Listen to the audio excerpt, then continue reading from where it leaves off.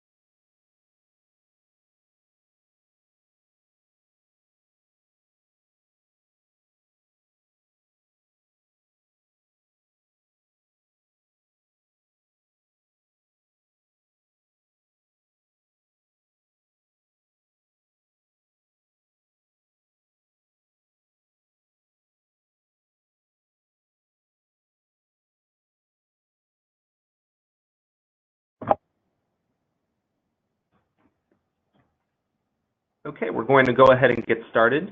And welcome again, everyone, to the Why Is It Important to Assess webinar. Today, we'll be talking about formative and summative assessment objectives and design principles. My name is Daniel Cassidy, and today we are joined by Jennifer Wu and Terrell Berry from the Indiana Department of Education. We also have Tracy Morris and Chris Johnston here from AIR to help address any questions that you may have. Please send us those questions by typing them into the questions panel of the GoToWebinar interface, and we will do our best to answer them.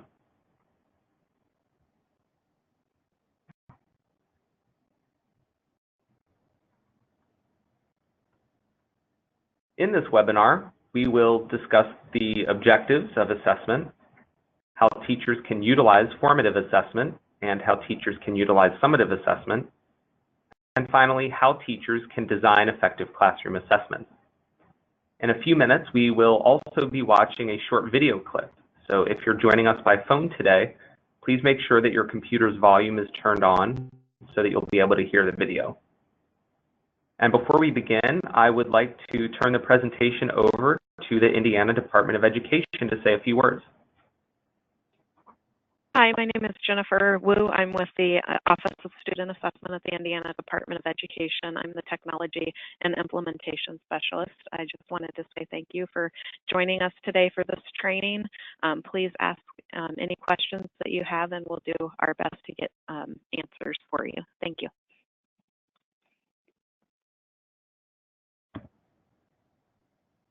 Thanks, Jennifer. Assessment can mean different things to different people and covers a wide range of methods and tools that educators can use to evaluate, measure, and document students' academic readiness, learning progress, skill acquisition, or educational needs. In general, assessment is any process by which evidence is collected to make informed decisions. Assessment tools range from large-scale tests such as iLearn to classroom activities such as observing students as they work through a task.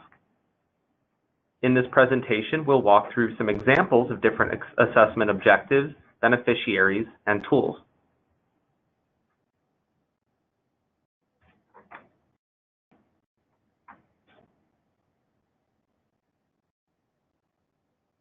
Formative assessment provides evidence for improving student learning.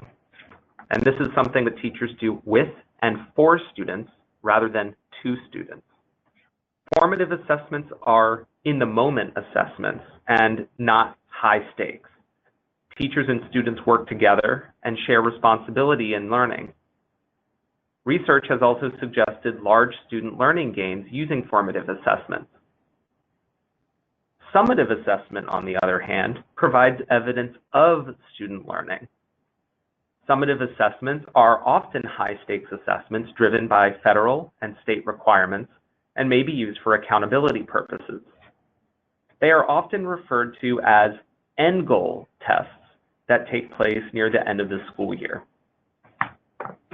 As embodied by statewide standardized tests, summative assessment provides a wealth of data that is useful to educators at the state, district, and school levels.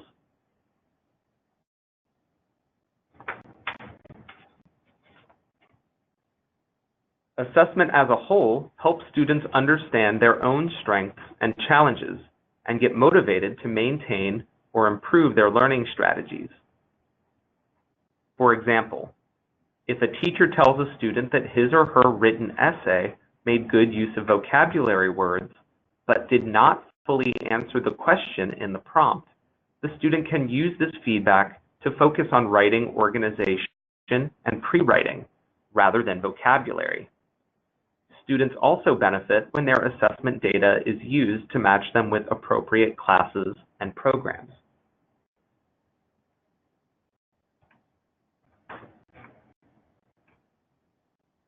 Assessment helps teachers understand what teaching approaches are most effective, set goals, and select appropriate teaching materials and learning activities. For example, a teacher may see that students were productive and had fun while working on a group project, but most of the projects did not demonstrate students' mastery of the knowledge and skills covered in class. Based on this assessment feedback, the teacher might continue to assign the group project in future years, but update the rubric to be more specific so that it is more closely aligned to the academic standards and learning objectives.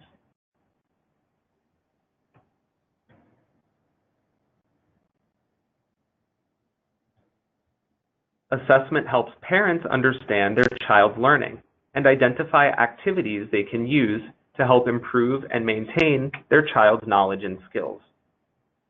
For example, at a parent-teacher conference, a geometry teacher may identify communicating reasoning as an area the student can target for improvement based on assessment data. Parents can provide extra support to the student at home by finding a real-world example of a right triangle, such as a ladder leaning against a wall, and asking their child to explain how to figure out the lengths of the sides of the triangle.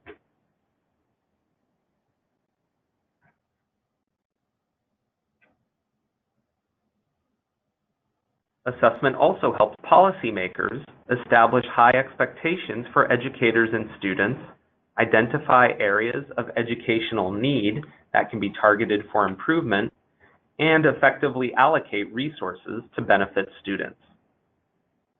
For example, assessment data may be able to help policymakers determine if a new pilot program or grant has had a measurable impact on student achievement and growth. It may also allow leadership to allocate resources to target specific areas for improvement.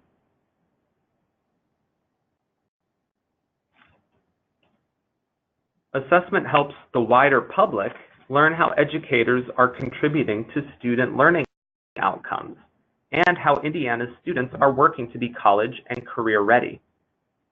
For example, data reports highlight key learning that students achieve for college and career readiness, while looking at reporting across the years highlights school and student growth.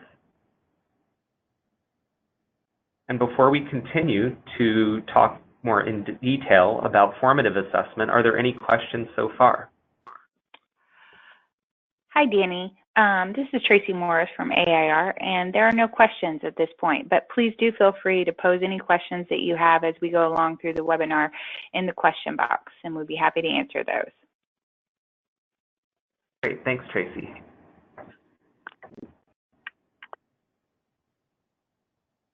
So as we said, formative assessment is assessment for learning. Teachers use formative assessment during instruction to gain actionable feedback that they can use to adjust their instruction and improve student learning. Formative assessment can either be dynamic or static. Formative assessment is an opportunity for teachers to observe student behaviors and work, make inferences about what students know and can do, use the information they have gathered to inform teaching practice. Formative assessment is also an opportunity for students to internalize standards and criteria for high-quality work, refine problem-solving strategies, and receive scaffolded assistance on how to improve their work. Formative assessment is also an opportunity for students to understand where they are in their educational journey and make a plan for moving forward. So we're going to watch a video clip from Professor Joe Boler of Stanford University, which provides an example of the positive impact that formative assessment can have on student motivation and self-awareness. While we're starting the video, please take a moment to check the volume on your computer because you may need to turn that volume up in order to hear.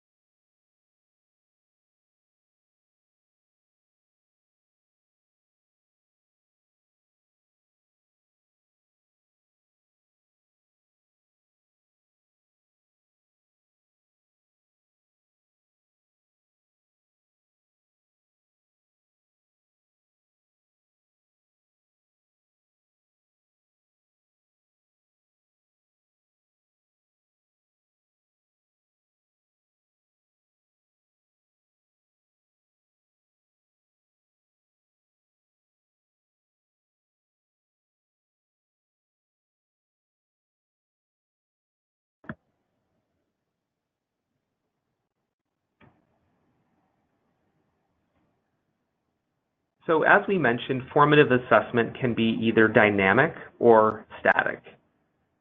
By static formative assessment, we mean a snapshot of student understanding that provides areas to reinforce at a future time. So some examples might include interim assessments, pre and post quizzes, and exit slips. An advantage of static assessments is that when planned thoughtfully, they are aligned to year-end goals. One example of this would be interim assessments, which serve as a roadmap on the journey to proficiency on the standards. Interim assessments can also serve as a starting point in backward design to drive unit planning, lesson planning, and teaching. Dynamic formative assessment happens in the moment during classroom instruction. Examples include observing students as they work, using response cards, and peer instruction. One big strength of dynamic assessment is that teachers get instantaneous feedback. If interim assessments are like a roadmap, then in-the-moment assessments are like checking your car's oil. So both are important. It's also important to note that both static and dynamic assessment activities should always be intentional, planned, and continuous.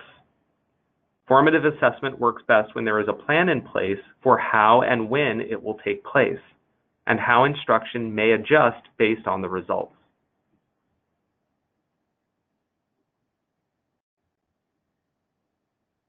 Let's discuss some of the building blocks required for effective formative assessment. Assessments must be planned early in the school year. Ideally, they should be written before teaching ever begins. Assessments should be transparent. Teachers, students, parents, and community members should all know exactly what skill level the students will reach and what steps they will take to get there. Assessments should be common. The same exams should be used across all classes in a given grade level and content area. This is most easily accomplished when faculty collaborate and share ideas. Assessments should also be continuous. It is necessary to assess frequently in order to address challenges in a timely fashion, but also not so frequently that teachers and students become burned out.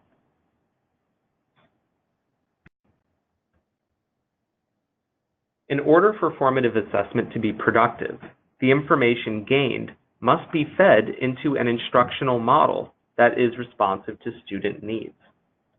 Some questions to consider are, in what areas have students met or not met the learning objectives?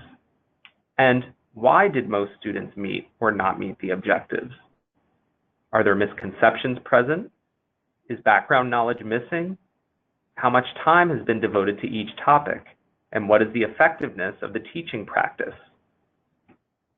How about the quantity and quality of student learning activities and resources? Is student motivation a factor, or are there other external factors that are impacting the assessment?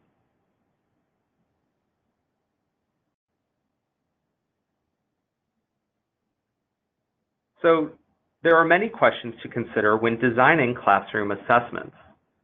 And here are just a few of them shown here. First, and most importantly, is the assessment valid and reliable? And we can define validity here as whether the assessment measures what it is supposed to measure. For example, if your math class contains English language learners, giving a word problem with difficult vocabulary on your test might not be valid for those students, because in addition to math, it is also testing their reading ability, which is not your intent.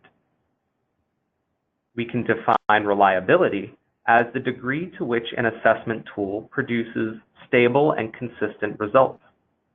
For example, if you give a pre-test and post-test with nearly identical items within a relatively short time interval, you would expect to see a relationship between the pre-test and post-test scores.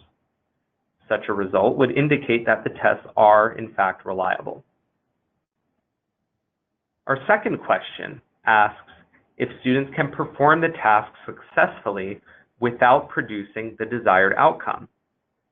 For example, if the correct answer on a multiple choice quiz question is slightly longer than the incorrect answers, that may tip off students. The third question asks if students may fail to perform the task for reasons other than their skills and abilities. And this question is really about external factors, such as the amount of time to complete the task, the materials that students are provided, or the environment where students are working. If any of these factors are not appropriate to the task, students may fail regardless of their ability level. This question also applies to tasks that are not accessible to all students, including those with disabilities.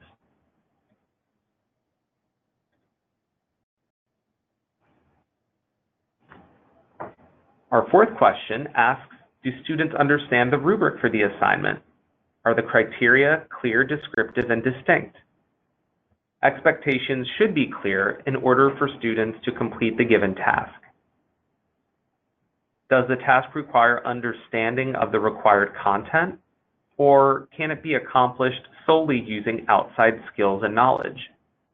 For example, if an assessment requires students to find the theme of a passage and the distractors of the item all refer to ideas not even mentioned within the passage, the student may be able to choose the right answer based on poor distractors rather than on actual knowledge. Next, is the task realistic? Does it simulate authentic challenges faced in the adult world? And are point values in the rubric appropriately spaced?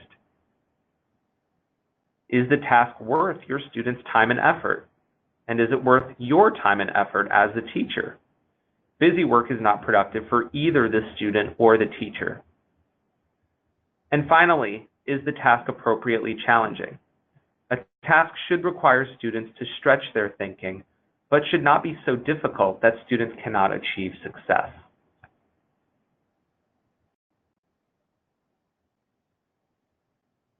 And the department has worked closely with formative assessment experts to create a rubric that helps teachers reflect on their own use of formative assessment. This rubric, part of which is shown here, provides big ideas about what formative assessment should look like in the classroom, and then follows up with several I statements to give guidance about specific formative actions and strategies that should take place. We encourage you to take a look at this rubric and use it as a resource to promote conversations with colleagues regarding the use of formative assessment in your classrooms. And before we continue on to summative assessment, are there any questions?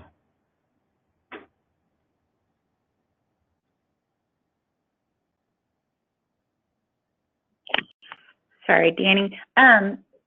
We just received a question about when we would be posting, posting the rubric. I'm going to ask for further clarification on that question, and then I'll re-present it when we break for questions again. Sorry, we don't have any other questions at this point. Okay, thanks, Tracy. Thank you. And if the question is about the rubric shown here, it's available at the URL at the top of this slide. And I know that it's not possible to directly copy and paste from the webinar itself, so you may also want to find these slides, which are available on the Indiana Assessment Portal. You can open up that PowerPoint file and click directly on the URL shown at the top of the screen. Yeah, and I will paste the link to the portal and to that resource in the chat box for everyone to access. Great, thank you, Tracy.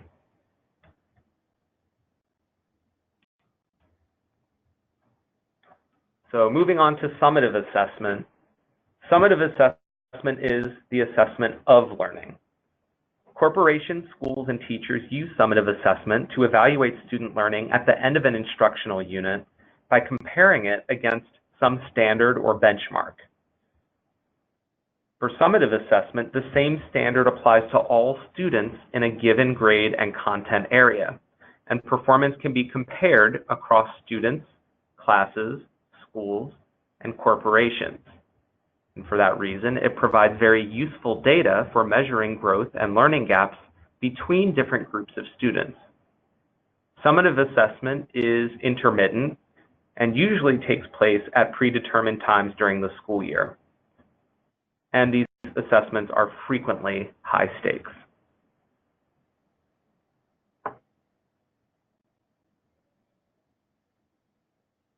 Specifically, the purpose of iLearn is to measure student achievement and growth according to Indiana's academic standards. iLearn assessments will also provide valuable data that corporations, schools, and teachers can use to inform their teaching practice. For example, before the start of the school year, ELA and math teachers will be able to view how their students performed in that content area during the prior year. Teachers in other content areas, such as science and social studies, may also find student performance data from the previous year to be beneficial.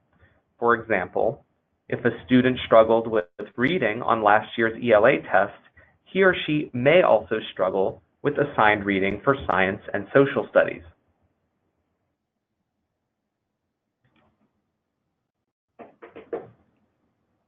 I-AM is Indiana's alternate assessment.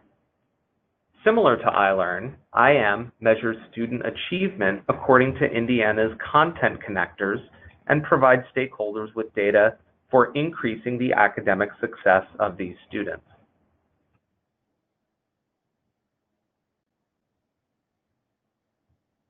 School administrators and teachers may consider their students' iLearn and I-AM performance from the previous school year to help them determine which students are likely to require additional support this year and how to group students of varying proficiency levels.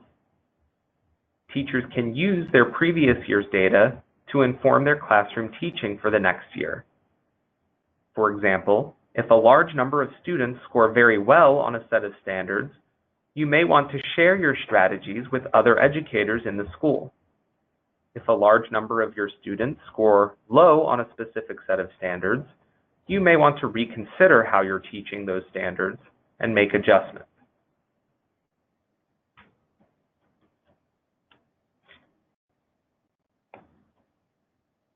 Corporations and school administrators may consider students' iLearn and I-AM performance from the previous school year to help them determine how students should be grouped into classrooms and determine appropriate strategies for closing achievement gaps. They can also use this data to evaluate the impact of existing programs, curricula, and instructional practices on students' academic growth. Finally, administrators can use assessment data to help them determine the professional development activities that will best prepare teachers for the coming school year.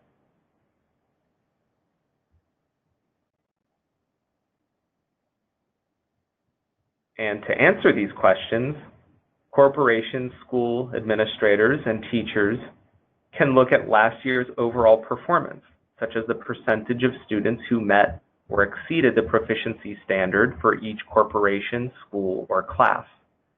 For more granular information, they can also look at performance on each reporting category.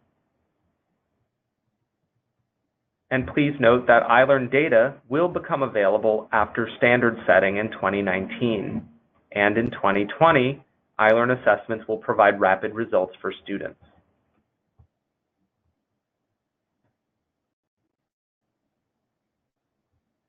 Teachers may find it helpful to review sample items in the item specifications and in the released items repository to better understand how certain standards are assessed and to find ideas for questions on classroom assessments.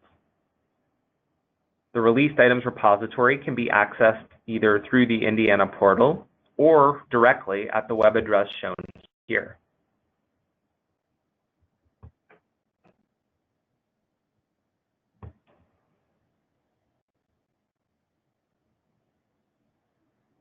Finally, we would like to close by sharing some additional training opportunities that are available this spring.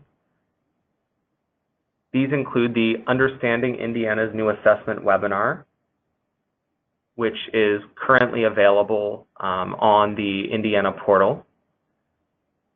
Additionally, we have the What is a Standards-Based Computer Adaptive Test webinar, which there will be a live presentation on June 18th at 1:00 p.m. Eastern Time. And finally, we have the Released Items Repository Training module, which is currently available on the Indiana portal. All of the slides for webinars that are shown here are currently available on the Indiana portal, and we'll also have recordings of the live webinar presentations that will be posted within the next week or so.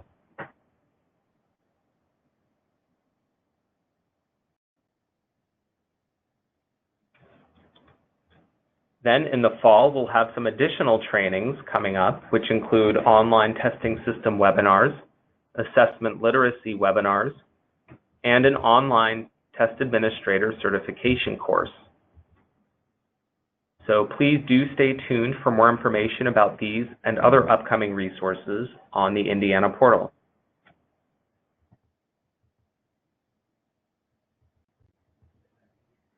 The URL for the Indiana portal is shown at the top of this slide. Please do consult the resources section of the Indiana portal for lots of other resources and information. If you require assistance with troubleshooting a technical issue, you may also contact your help desk either by phone or by email. And for other iLearn inquiries, you may contact the Department of Education directly, either by phone, email, or by Twitter.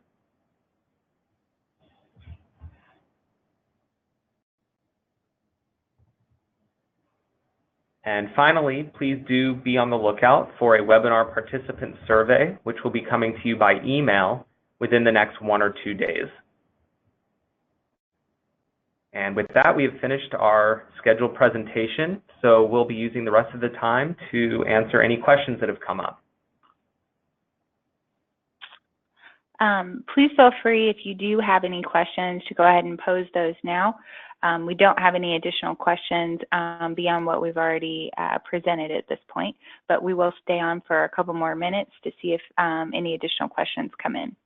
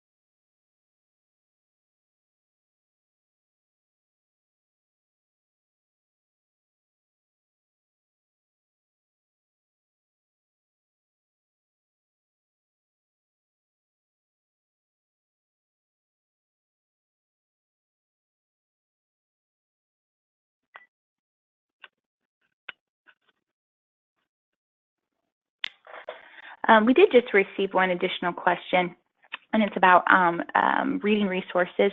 And Danielle, I'm going to have somebody from the department follow up with you directly via email to confirm some additional resources for you.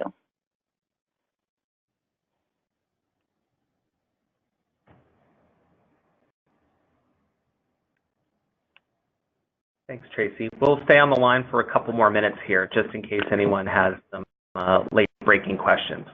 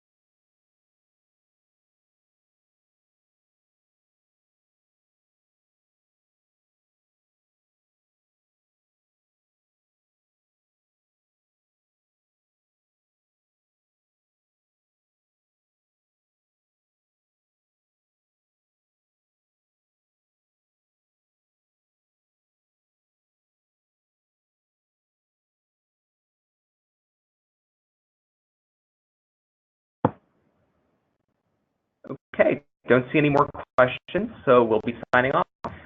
And thanks again, everyone, for joining.